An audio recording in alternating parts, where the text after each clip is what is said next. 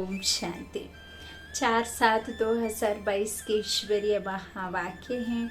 आज मीठी मीठी प्यारे प्यारे शिव परम पिता परमात्मा ने कहा, मीठे बच्चे, बाबा आया है तुम्हें सौभाग्यशाली बनाने। सौभाग्यशाली अर्थात स्वर्ग का मालिक। तुम्हारा भी कर्तव्य है सबको आप समान बनाना। आज की मुरली का प्रश्न है, सबसे नंबर 1 कॉन्फ्रेंस कब और कौन सी होती है, उससे प्राप्ति क्या है। उत्तर में बाबा ने कहा, संगम पर आत्मा और परमात्मा का मिलन ही नंबर 1 कॉन्फ्रेंस है। जब यह कॉन्फ्रेंस होती है तब आत्माओं को परमात्मा से मुक्ति व जीवन मुक्ति का वर्षा मिलता है। इसे ही सच्चा सच्चा कुंभ भी कहा जाता है। यह कुंभ का मेला फर्स्ट क्लास कॉन्फ्रेंस है। इसके बाद फिर कोई कॉन्फ्रेंस, यज्ञ, तप आदि होते नहीं, सब बंद हो जाते हैं। गीत है, माता ओ माता ओम शांति। बच्चों ने महिमा का गीत सुना। बच्चे जानते हैं भक्ति मार्ग में महिमा ही होती आई है। जो पास्ट हो गया है उनकी फिर महिमा होती है। जो आत्माएं पूर्वज आत्माएं हैं जो होकर के गई हैं उनकी महिमा करते हैं ना। तो जगत अम्बा की महिमा गाते हैं, तू हो भाग्य विधाता। अब यह हुई भक्ति और महिमा। तुम भक्ति और महिमा कर नहीं सकते हो। तुम जानते हो कि सौभाग्य विधाता एक ही बाप है। भाग्य विधाता व सौभाग्य विधाता है ही एक, दूसरा ना कोई। यह इस समय ही तुम जानते हो। वह सिर्फ भक्ति करते हैं, महिमा गाते हैं। अभी हम भक्त तो नहीं हैं, महिमा भी नहीं गाते हैं किसी की, क्योंकि हम समझ गए हैं कि आदि मध्य अंत का ड्रामा क्या है। जो पास्ट में देवी देवता होकर के गए, जो पूर्वज आत्माएं होकर के गई, उन्हीं आत्माओं की महिमा करते, उन्हीं आत्माओं की भक्ति करते, लेकिन उससे कुछ प्राप्ति तो होती नहीं है। बाबा कहते हैं यह सब तुम अभी जानते हो, भक्त और भक्ति और महिमा तो पहले भी यही तुम करते थे। बाबा कहते हैं इस तरह से अभी तो जो सौभाग्य विधाता है वह एक ही है। तुम जानते हो कि अभी हम भगत तो नहीं हैं, हम हो गए भगवान के बच्चे। कैसे भाग्य अथवा सौभाग्य बनाते हैं, कैसे अपने को भाग्यशाली अथवा सौभाग्यशाली श्रीमत पर बनाते हैं, वह है हर एक के पुरुषार्थ पर। इस समय पर तुम पुरुषार्थी हो बाप से वर्षा लेने के, यह जानते हो।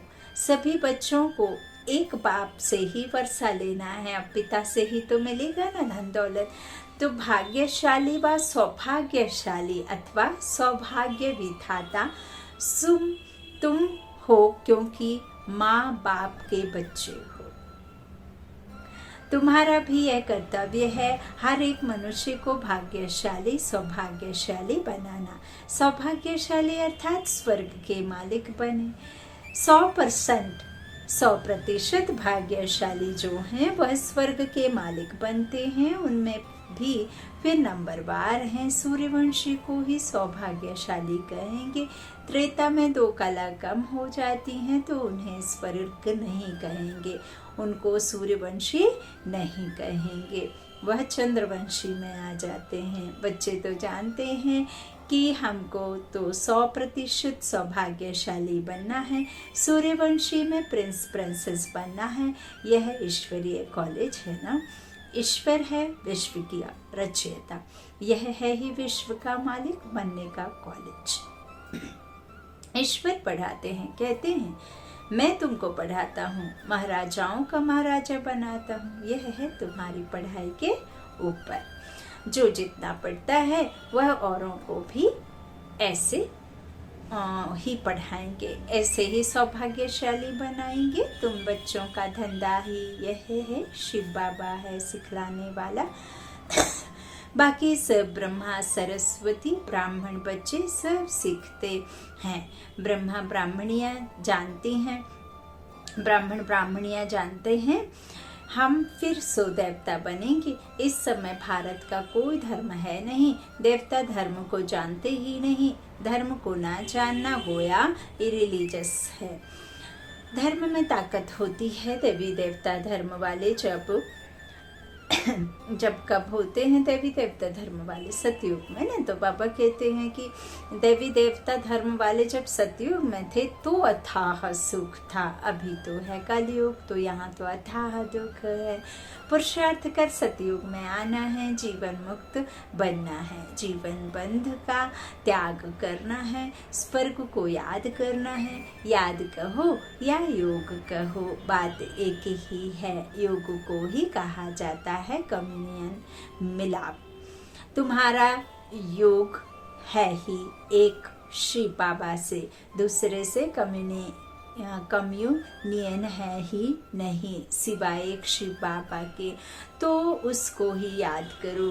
बाबा आप कितने मीठे हो, ना मन ना चित्त था, आपने तो कितनी कमाल की है, जो हमको स्वर्ग की बादशाही देते हो। कोई भी हालात में बाप को याद करना है अथवा कम्युनियन करना है। बाबा को याद करते हैं, बाबा से बोलते हैं, उनके साथ सभी का कम्युनियन है।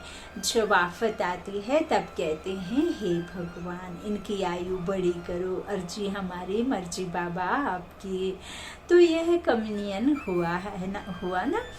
यह याद की यात्रा होती ही एक बार है, जबकि बाप आकर सिखलाते हैं और सब कम्युनियन मनुष्य को सिखलाते हैं। गुरु के पास जाएंगे, कृपा क्षमा करो, यह आफत मिटाओ। अभी तुम बाबा के पास बैठे हो, बाबा को याद कर कह सकते हो बाबा इस हालत में हम क्या करें। बाबा जरूर जवाब देते हैं, बाबा समझाते हैं बच्चे यह ड्रामानुसार सुख दुख होता है, तुम्हारा कम्युनियन है ही बाप से। बाबा कहते हैं बच्चे यह तुम्हारा कर्म भोग है, जो मैं नहीं तुमको भोगना, मैं तो इन कर्म भोगों को जो बता करके तुमसे ही कम करवाता हूँ, तुमसे ही तुम्हारे कर्मों को श्रेष्ठ बनवाता हूँ, है ना। तो ये तो तुम्हारे कर्म भोग हैं, अभी हम तुम्हारी कर्मातीत अवस्था बनाने आया है बाबा। तो बाबा कहते अब तो मैं तुम्हारी कर्मातीत अवस्था बनाने आया हूँ, कर्म भोग तो भोगना ही है। अभी मैं तुमको ऐसा उच्च कर्म सिखलाता हूँ, यह कम्युनियन होती ही है आत्माओं की परमात्मा के साथ। परमात्मा बैठ आत्माओं के साथ कम्युनियन करते हैं, और कहाँ भी परमात्मा आत्माओं से कम्युनियन नहीं करते ना। तो बाबा कहते हैं और कहाँ भी यह कम्युनियन करे या आत्माएं परमात्मा से करें, यह हो नहीं सकता। वह तो ना आत्मा अपने को जानती है ना परमात्मा को ही जानते हैं, सिर्फ गपोड़े मारते हैं। यह कब सुना कि परमात्मा सार है, उनमें सारा विनाशी पाठ नुधा हुआ है। कब ऐसे अक्षर सुने? उन्हों का कम्युनियन कभी होता नहीं है, बातचीत होती नहीं है। वह तो सिर्फ ब्रह्मा को याद करते हैं, ब्रह्म से तो कुछ बातचीत हो ना सके, बातचीत तो होगी आत्मा से। आकाश से क्या बातचीत करेंगे, है ना।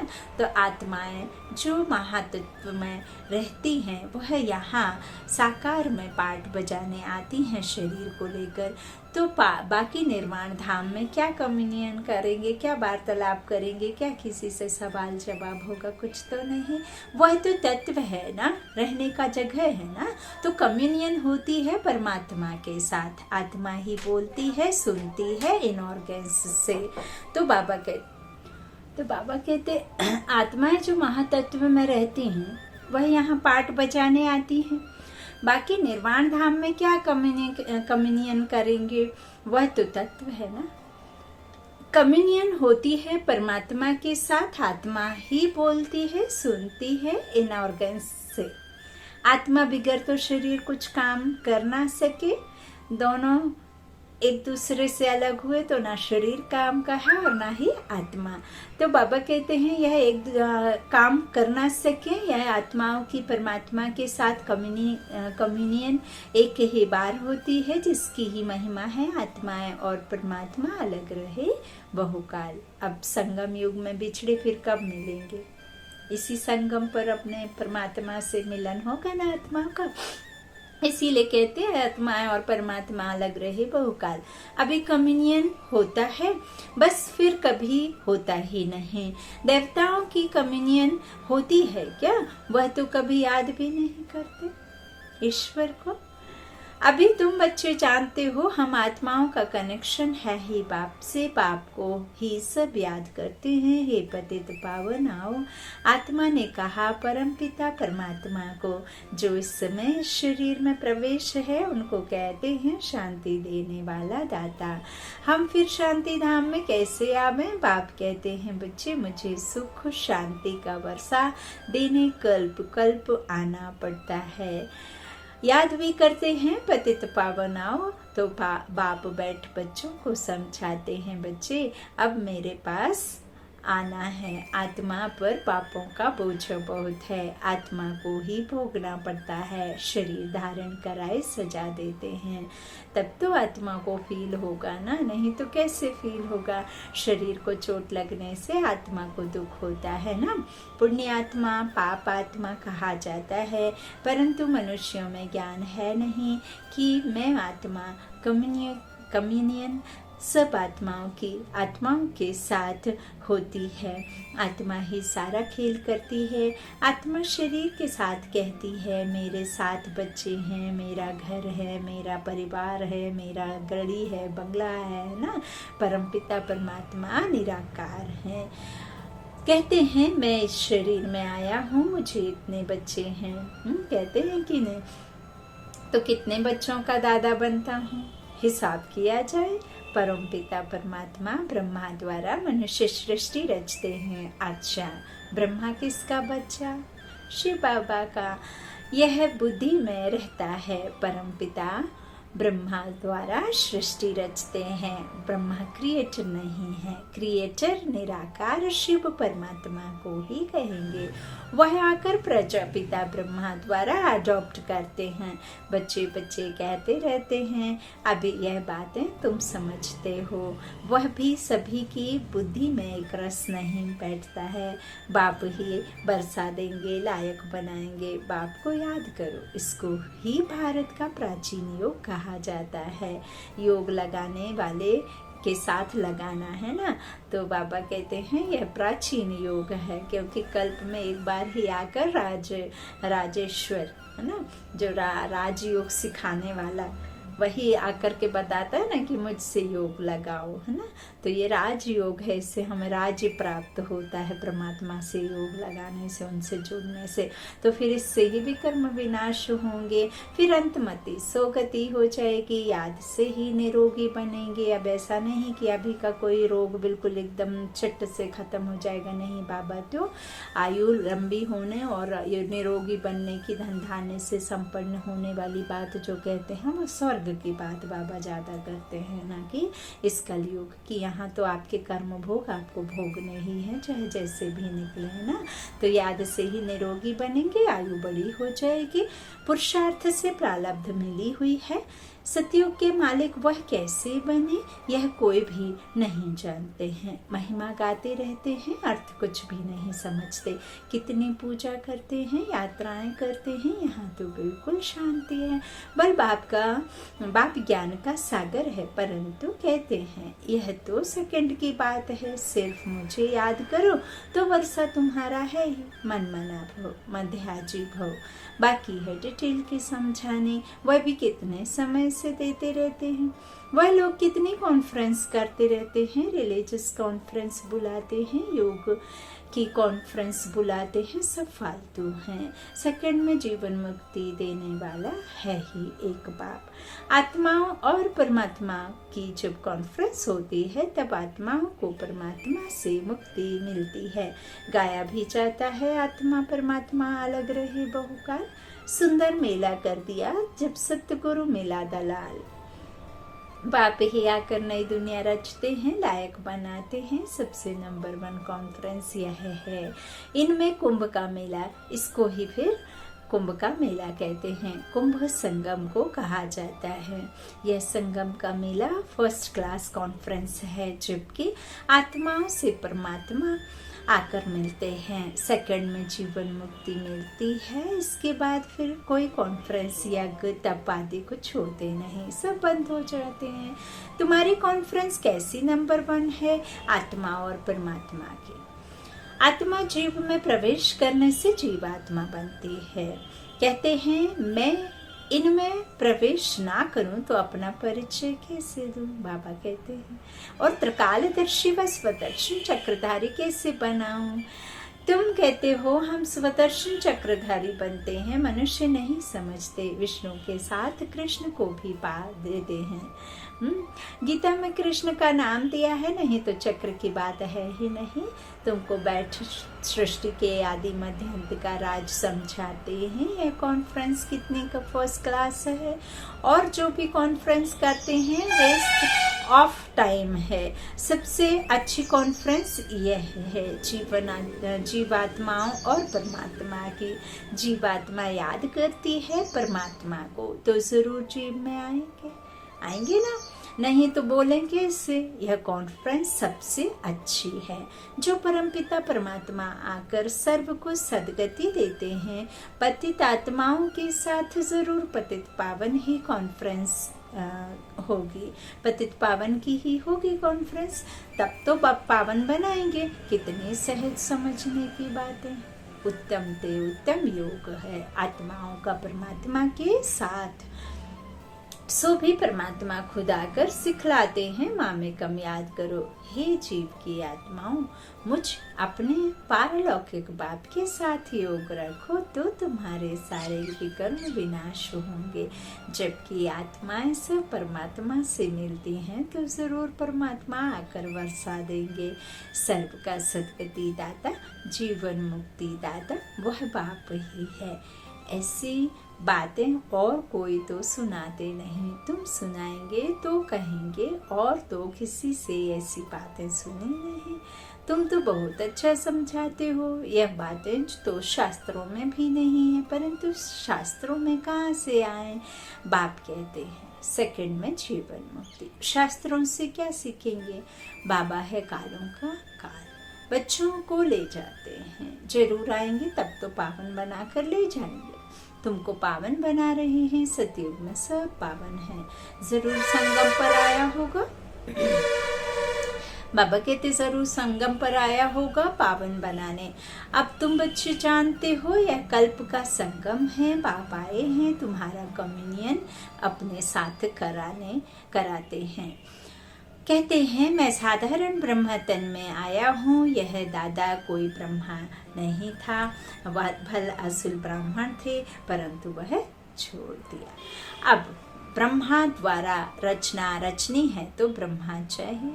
खुद कहते हैं मैं ब्रह्मा के तन में आता हूँ। जब तक परे ते परे रहने वाले पारलौकिक परम पिता परमात्मा इस ब्रह्मा के तन में आते नहीं, जब तक इसका नाम ब्रह्मा पड़ता नहीं। इनका नाम है लखीराज। जब परे ते परे रहने वाले वो परम पिता आए तब फिर उन्होंने खुद नाम रखा ब्रह्मा। अच्छा, तो यह बुद्धि से समझने की बातें हैं। बाबा कहते हैं इनके तन में मैं आता हूँ। नंबर 1 पावन, सो ही नंबर 1 पतित है ना। तो इनके द्वारा बाबा क्या कहते हैं? असुल नाम इन्होंने छोड़ दिया। बाबा कहते हैं ब्रह्मा द्वारा रचना रचनी है तो ब्रह्मा चाहिए। खुद कहते हैं मैं इनके तन में आता हूँ। नंबर 1 पावन, सो ही नंबर 1 पतित।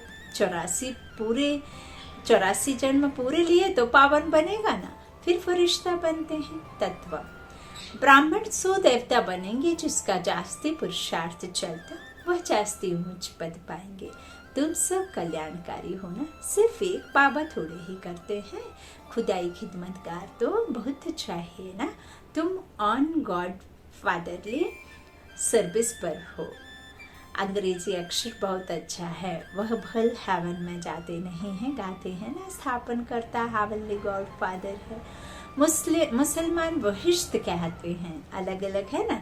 तो पापा कहते हैं मुसलमान बहिश्त कहते हैं, खुद बहिश्त में जाते थोड़े ही हैं। वह तो बुद्धि की बात है।